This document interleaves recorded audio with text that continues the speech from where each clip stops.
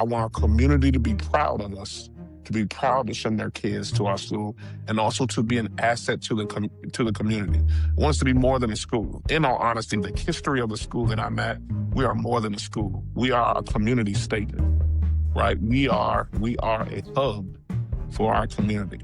And so seeing us as that and putting that out there as the vision, that we're more than a school. If this were optional, would people still choose us? So if people, great question. If people could go to any school in the area that I'm at, why pick Booker T? Why? Like what about us makes people say, man, if there are multiple options, I'm gonna go there. So these are questions you can ask yourself. What transformations can a student only get at your school? What promise are we making, and are we actually delivering on that promise? And if your school were optional, would people still choose it? Here's what, it said, because here's the bar. If you can't clearly name the value, someone else will define it for you.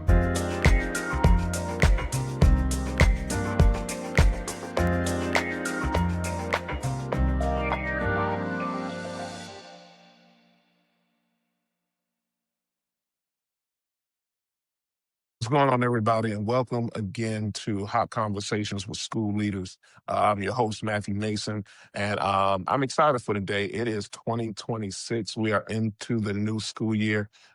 And honestly, I just wanted to send off a quick message on some thoughts that I've been having. I've actually been having them for a while now. And so I'm going to talk about it. So one of the things that I've been thinking a lot about is, what do we sell as a school? So I'm into a lot of different business podcasts.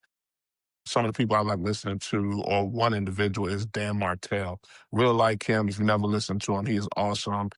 Some of the things he really hits on are time management. He has a great book out there called Buy Back Your Time.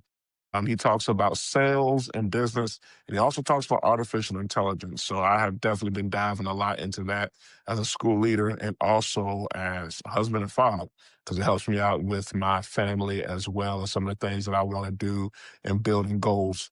If you don't know already, artificial intelligence is a great think partner. So if you don't use AI. I think one of the things Dan Martell says all the time is, it's not artificial intelligence is not going to replace you. It's the people who use artificial intelligence who are going to replace you. So it's just a great tool to use, just like the calculator, just like anything else. It's the new wave. You might as well use it and use it well. So the thing I really want to talk about, though, is as I've looked at business a lot, one of the things I start thinking about is, in businesses, you have a particular product that you're trying to sell. And when you have a good product, obviously you can sell more because it's in demand. So for me, when I started thinking about schools, I started thinking about, so what do we sell? There's a quote out there that's going on about, like, Nike doesn't sell shoes, right? It sells motivation. Apple doesn't necessarily sell phones.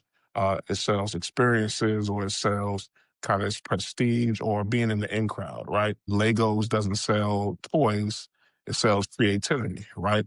And so it's like, once you have your product, then how are you appealing to the emotions of the buyers and the people that you want to sell to? So again, in my mind, I'm like, hey, as a school, what do I sell? And obviously, as a school, we're trying to give students um, opportunities, right? Opportunities to learn, opportunities to grow, opportunities to be great citizens. But as a school leader, I can get focused on test scores, right? I can get focused on attendance numbers. I can get focused on looking good in front of the community.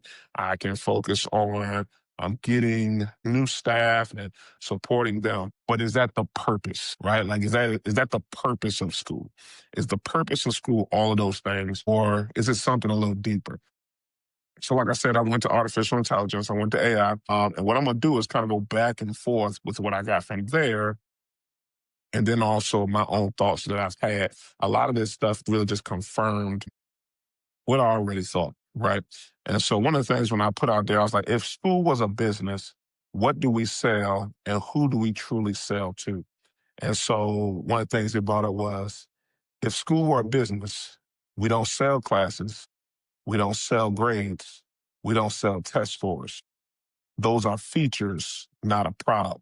And I agree with that. Like, we don't sell any of those things. It's nice to have great classes. We want to make sure kids get good grades. And we want to make sure our test scores are good for accountability reasons and things like that. But those are just features. All right. So what it says here is we actually sell transformation. I would say that we sell experiences and opportunity. Right. So when you come to Booker T. Washington High School, which is the high school that I serve, we don't just sell your kid is going to get good grades. What I want to say is we sell opportunities. We sell opportunities for your kids to grow and become great leaders, to grow and become great individuals, to be ready for the outside world, and to be able to go out there and not just be ready, but be successful when they get into the outside world after school. So for me, I said we sell opportunities. We also sell experiences. To be honest with you, as a leader, man, I want our kids to go out and once they leave Booker T. Washington, I want people to be able to say, hey, if you are a Booker T. Washington grad, we already know you're ready for anything that's coming your way. Also, because you've gone to Booker T. Washington High School, you are a student who has experienced a lot of things. You've done internships. When you were in your science, your math, your social studies, your arts, your PE, like you didn't just go in there and sit around or do packets. What you did was you actually went out and experienced these things, which is a lot of what I believe our generation is missing, our experiences.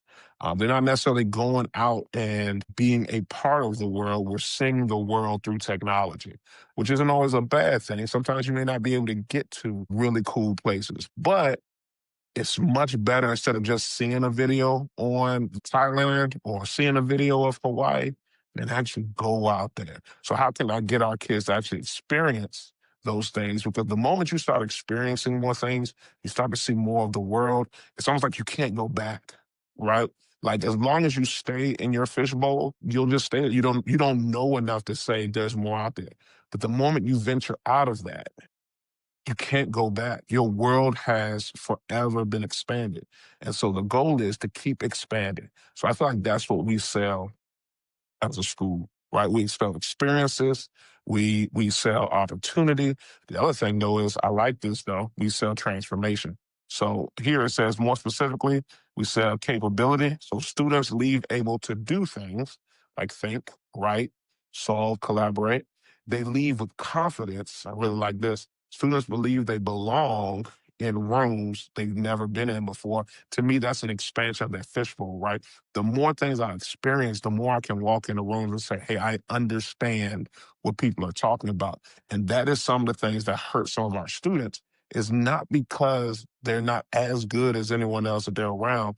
They just haven't experienced certain things. I had a pastor tell me one time, he was like, most of the people who lead you outread you. So I'll say that again.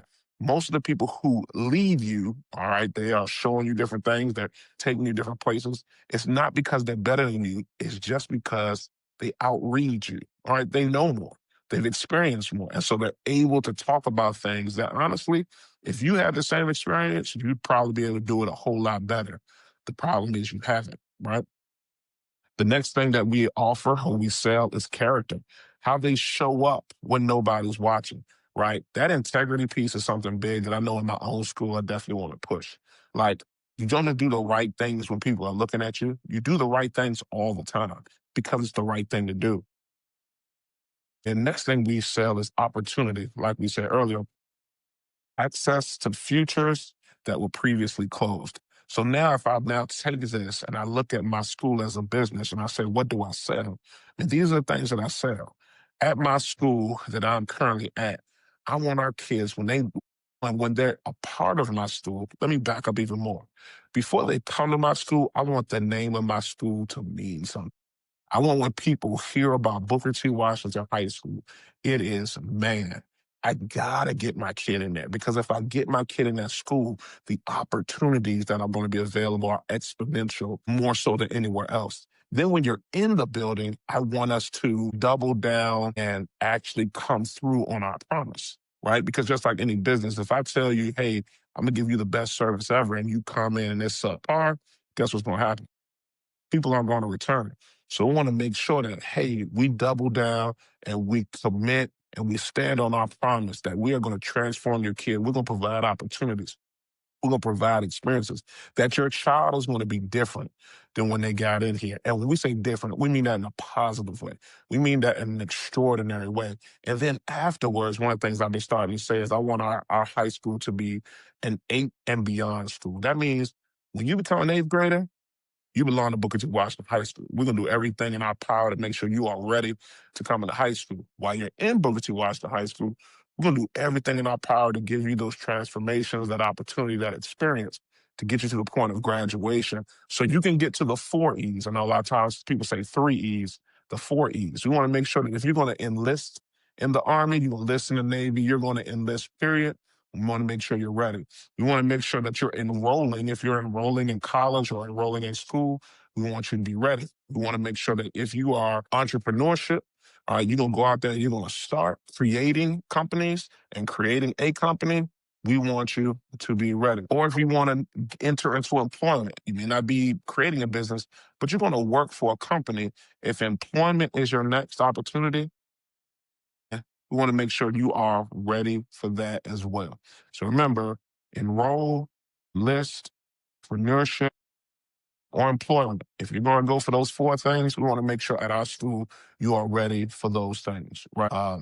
So I'm gonna keep reading what AI shared with me. And the AI tool I'm using is ChatGPT. There's a lot of different tools out there to use. I'm really starting to get into Copilot as well, because in my division, that's what we use. We're more of a Microsoft school system. So I want to start learning that as well.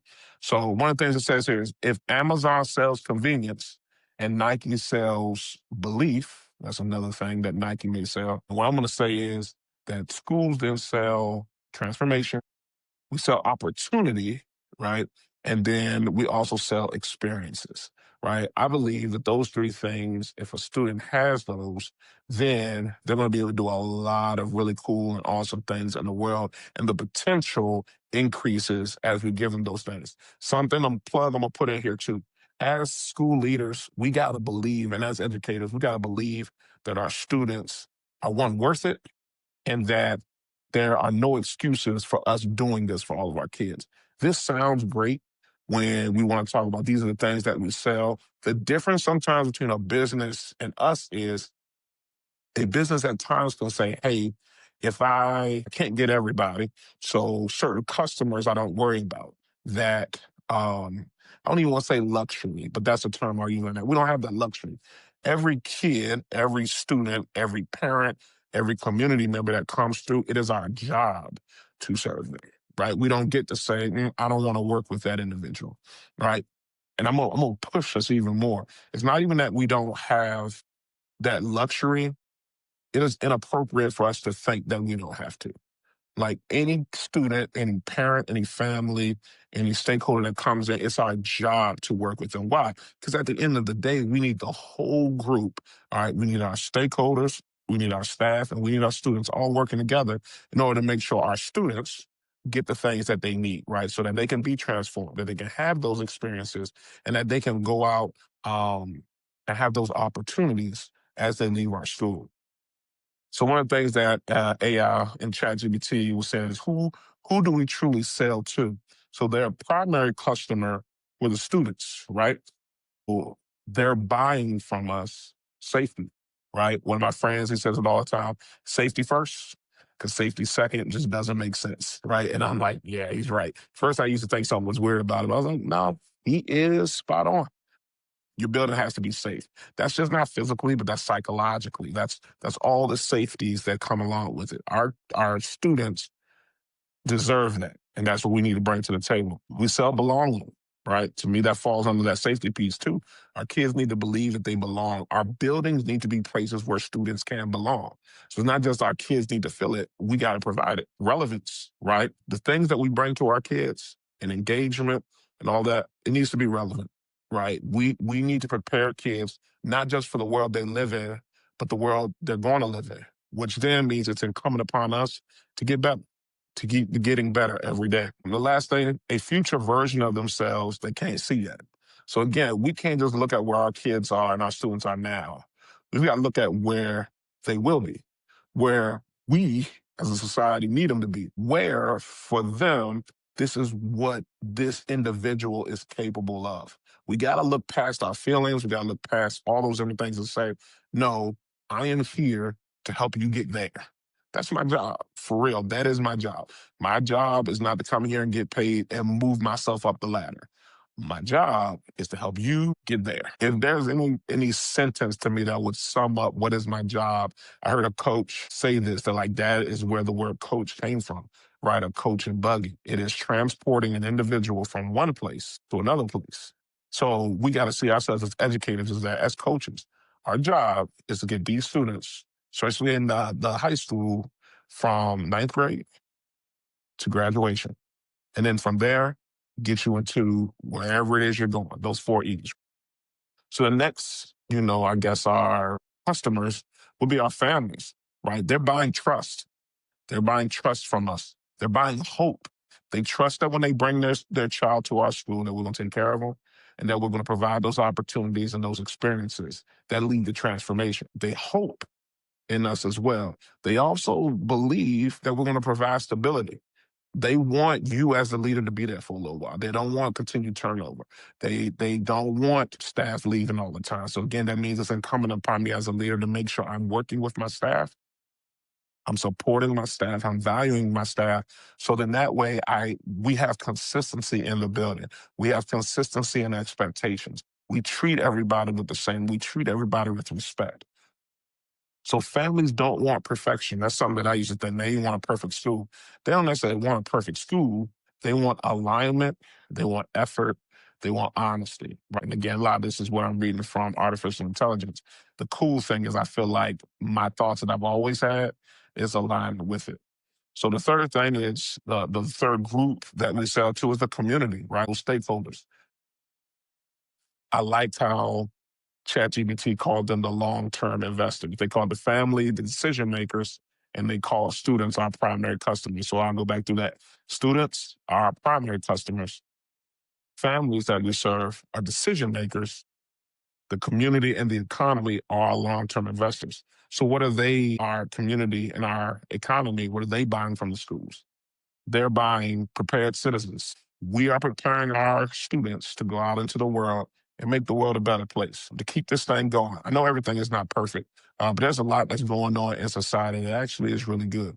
We want to prepare our students to not only be able to function in the world they live in, but keep making it better for the next generation. They're buying from us a workforce with skills and values. And they're also buying from us fewer problems downstream.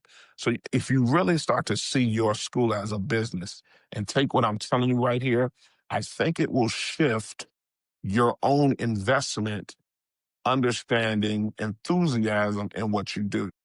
When I come to school, man, I'm just not babysitting other people's kids. And I've said that before. And I will be honest with you. Sometimes I will use that with my students and say, hey, man, that's not our job here. But this is what I mean by that. My job is not to babysit someone else's kids.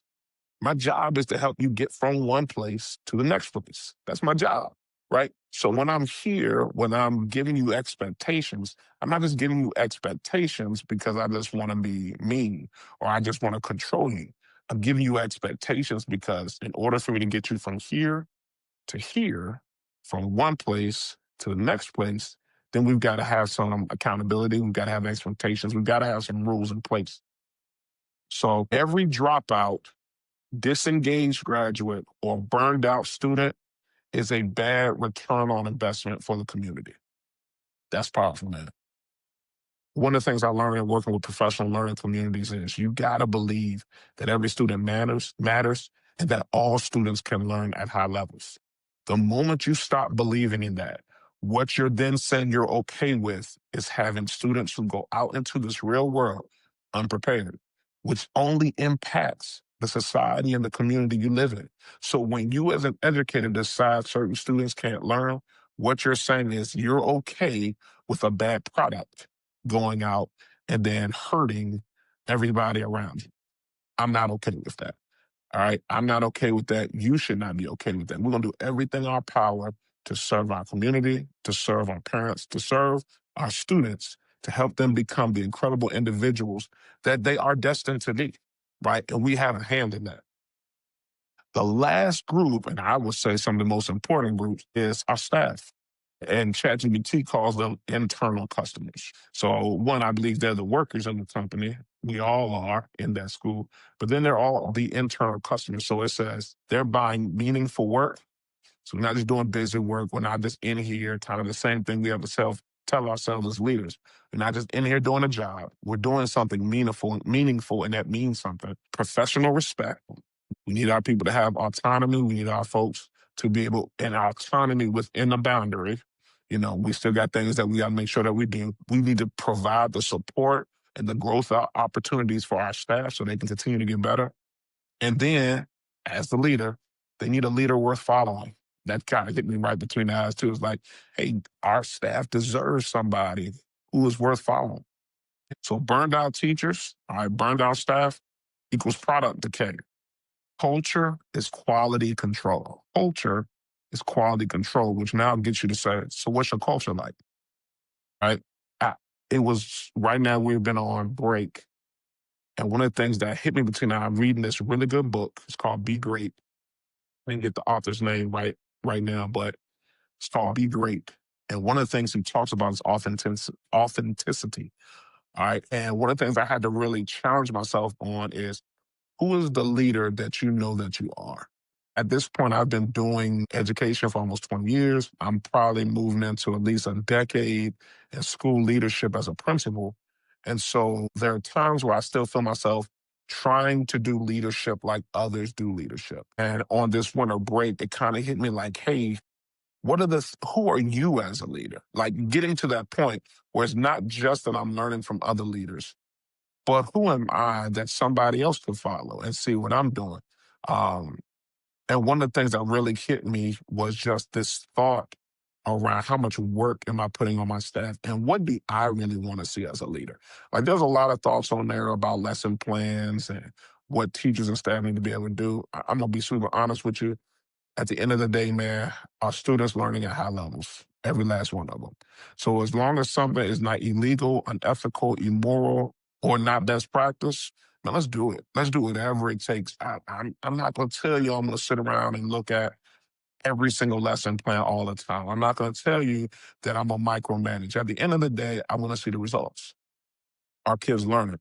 When I start getting in and micromanaging is when I'm seeing that's not happening. When that's not happening, now I have to get it. And even then, I still have to have honor and value for my staff to figure out what's happening, right? Learn from the experts that are in the room and still give people the opportunity to fix those particular things. So that's the kind of leader I want to be. I want to trust my folks, right? I don't want to micromanage. And at the same time, I want to have the respect to know that we gotta still do this for our kids and get it done. Like no excuses. One of my friends, Dr. Daniel Wu, that is his mantra, man. No excuses. No excuses. Stop giving yourself excuses. Well, I no excuses here. Let's just get it done. Let's do it.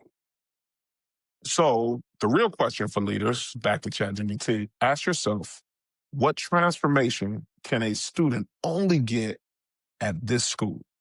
Right? What transformation can a student only get at this school? Because to be honest with you, man, if I'm doing the same thing that everyone else is doing, what makes Booker T. Washington High School different from any other school? What makes Booker T. Washington different from any other place? Why should people want to send their students to Booker T. Washington? What promise are we making? And are we actually delivering it? And so over this break, I've really been sitting down thinking about what is our mission? What are our values? What is our vision? What are our commitments? What are our goals? And I've got a lot of things written down. I'm gonna bring them to my team, right? Because we've got to have one central thing of this is why we're here. This is why we're here. This is our purpose. One of the things I wrote down is, I want our community to be proud of us, to be proud to send their kids to our school, and also to be an asset to the wants to be more than a school. In all honesty, the history of the school that I'm at, we are more than a school. We are a community statement, right? We are a hub for our community. And so seeing us as that and putting that out there as the vision that we're more than a school. If this were optional, would people still choose us? So great question. If people could go to any school in the area that I'm at, why pick Booker T? Why? Like What about us makes people say, man, if there are multiple options, I'm going to go there, right? So these are questions you can ask yourself. What transformations can a student only get at your school? What promise are we making and are we actually delivering on that promise? And if your school were optional, would people still choose it? Here's what, it said, because here's the bar. If you can't clearly name the value, someone else will define it for you. All right. So to me, I look at that as, what's your story? What's the story of your school? All right. You need to be able to tell your story, whether it's an elementary school, whether it's a college, whether it's a high school, middle school, whether it's a private school, whether it's a charter school. Like as you lead your school, you need to be able to share the value. What's your one liner? Every book are ready. What's your one liner? What's your thing? More than the school. What is that one thing that no matter who is coming to you, or when you get to the point where the families that come to your school are able to share the same thing, right? When they're able to say, hey, someone walks in there, hey, what's this great school to go to? Oh man, you need to go to Booker T, man. That it's more than a school, man. It's more than a school. They are a asset to the community. They make our community proud, man. They do this. Just like you see in businesses, what starts to make a business great is when the business doesn't have to promote itself. It's when others are promoting the business, right? When other people are asking what kind of phone you say it is, Apple, right? You get no money. You get no money for saying Apple is the phone of choice, but you believe in Apple. That's really what we're talking about here is, does your community, do your students, do your staff, do your parents, do they believe in your school? Do they believe in what's happening at your school? And maybe the number one thing is, do you believe? Do you believe in your school? I'm telling you, man, the more that I work in the school that I'm at, I'm becoming more of a believer every day. Every single day in my life. The impact that we can have on this community, in this city, in this state, and for our kids every single day, it's crazy. It's absolutely incredible what we're gonna be able to do. So maybe a final word here. Again, I'm going through chat. Great schools don't sell compliance; they sell becoming. I thought that was dope. To be honest with you, and the best leaders, they act like chief product officers of human potential, obsessed with quality, experience, and outcomes. And so, again, I wanted to share that with you all as we go into this new year. And many of us are about to jump back into our schools and continue to lead. That was the whole point of Hot Conversations with School Leaders. Just a way to encourage you, to inspire you, to challenge you every single day to be better leaders. I'm looking forward to the new year. If you like what you've heard today, please share with a leader and subscribe so you can get notifications when new episodes come out. I'll be honest with you all, man, more and more, I am loving what I do. I love being a school leader. I love working with families, staff, stakeholders, students. I do. And I'm also understanding how to balance that as a husband, as a father, and just being okay with all the things. It is not always easy, but it is doable. And hopefully these different episodes are helping you do just that. So I love you. Hope you have an incredible day. Hope you have an incredible week. Hope you have an incredible month. Continue to stay hot and keep leading.